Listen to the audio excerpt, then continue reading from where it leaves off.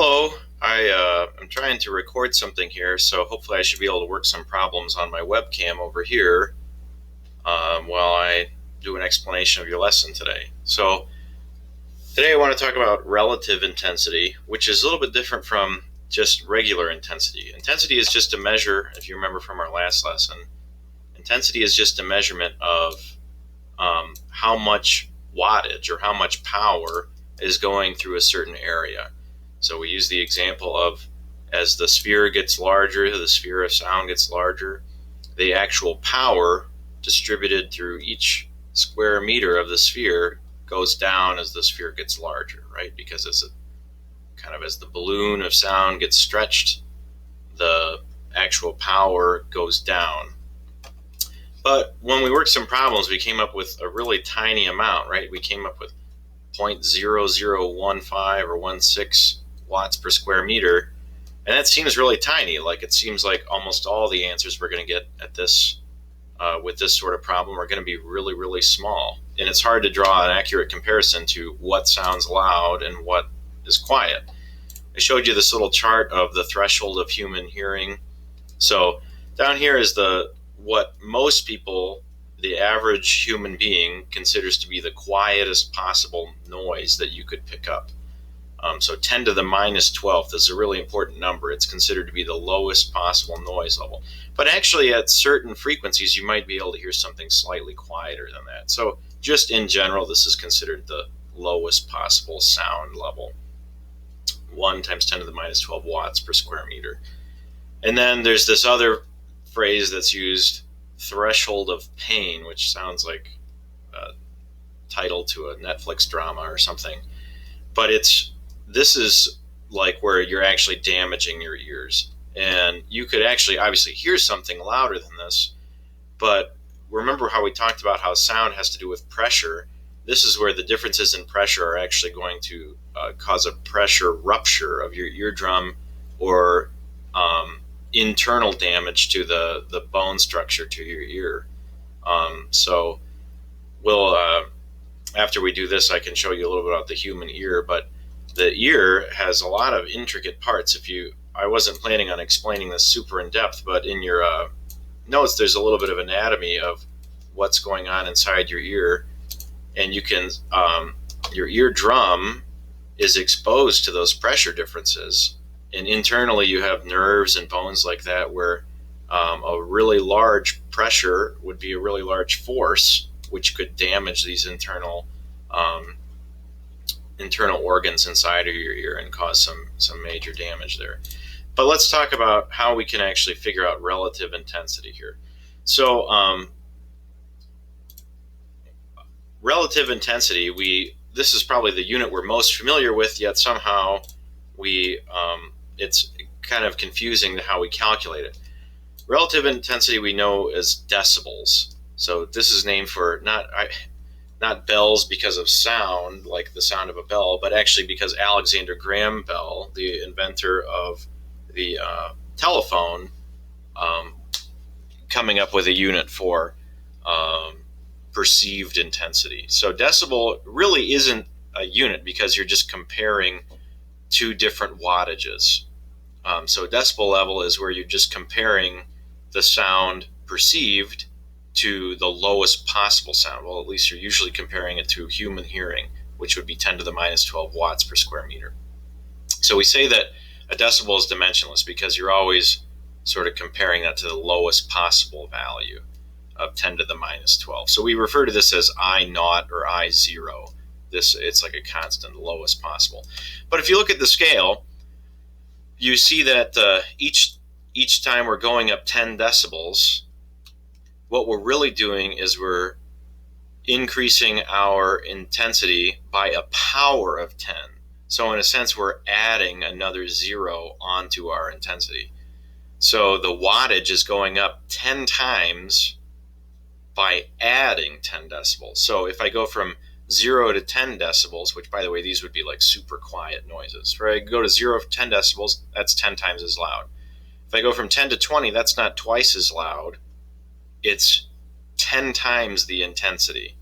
If I go from 20 to 30, that's 10 times more.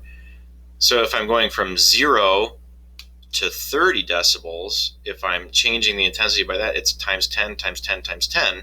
So that's 1,000 times as intense, and 1,000 times the power.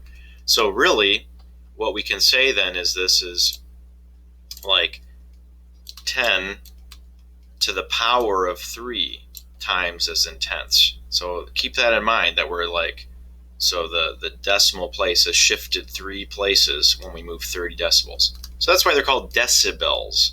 So remember that a deci is like a tenth of something. So we see this 10 coming up over and over again.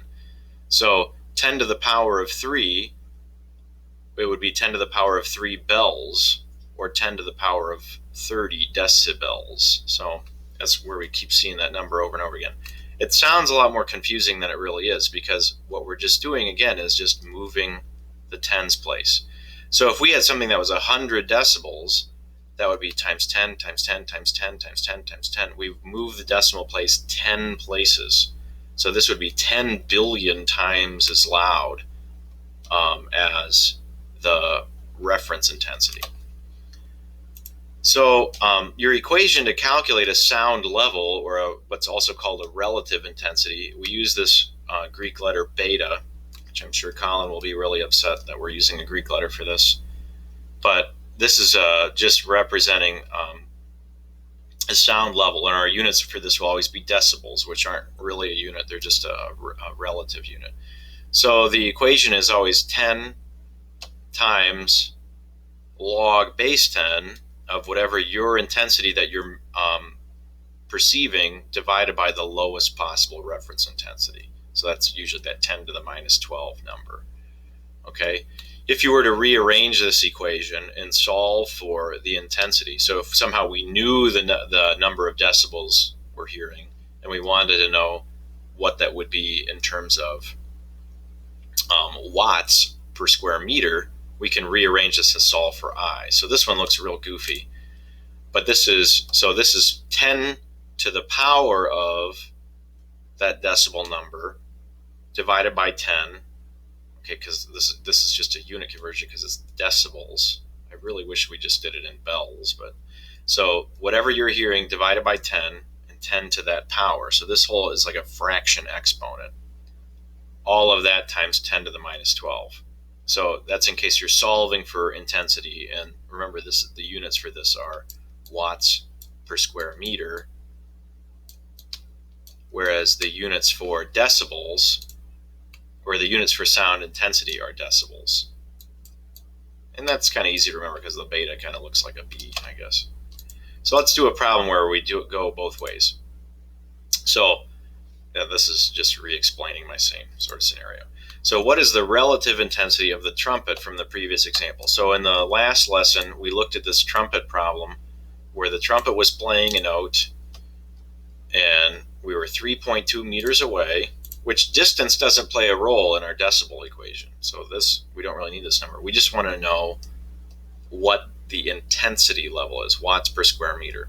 So we came up with this value of 1.6 times 10 to the negative 3 watts per square meter. So I'm going to move down to my paper here so it's a little bit easier to write. So in this case, I is going to be 1.6 times 10 to the minus 3 watts per square meter. Okay, and I want to know, so I'm going to make this a little bit larger in the middle of the screen. So going back to the problem, what was the relative intensity? Can I make this any larger than that? I think this is as big as I get. Okay, so relative intensity is where I want to know this beta. Okay, so beta, we just decided was 10 decibels, because that's just that conversion of bells to decibels. You're just times 10 times log base 10 of the intensity you're perceiving over the reference intensity, which would be the quietest possible noise. Okay, so I'm going to plug in some numbers here. So this is always 10 decibels times log base 10 of And now I can use this value that I calculated in the trumpet problem, 1.6 times 10 to the minus 3 watts per square meter. And the reference intensity would be the quietest possible noise, which we always just say is 1 times 10 to the minus 12, or just 10 to the minus 12 watts per square meter. So this is a really tiny number, and this is what students get mixed around on a lot. 10 to the minus 12 is a trillionth of a watt. So this is a really, really small number. So you get an idea that this is 10 to the minus 3 over 10 to the minus 12. We're going to be in the ballpark of a billion here. So log base 10 of a billion. Okay, well, how do we, 10 to what power is a billion? It's going to be about 9. We should expect the answer because this power is about 9 times as large as this one. Okay, so just doing a little bit of algebra, we can figure that out. So I punch this in my calculator. It's best to do this part first. I got to look at because I previously worked this out. So this log base 10 of this number, so I'm going to do 10 decibels times log base 10. And this number is 1.6 times 10 to the 9 if I work out that fraction.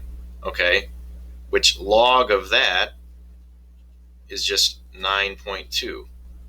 So log of this number is just 9.2. So 10 decibels times that, remember this is just going from bells to decibels, so that's just going to be 92 decibels.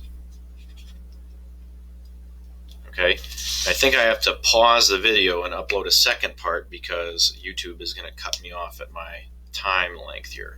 So stay tuned for another example going the other way.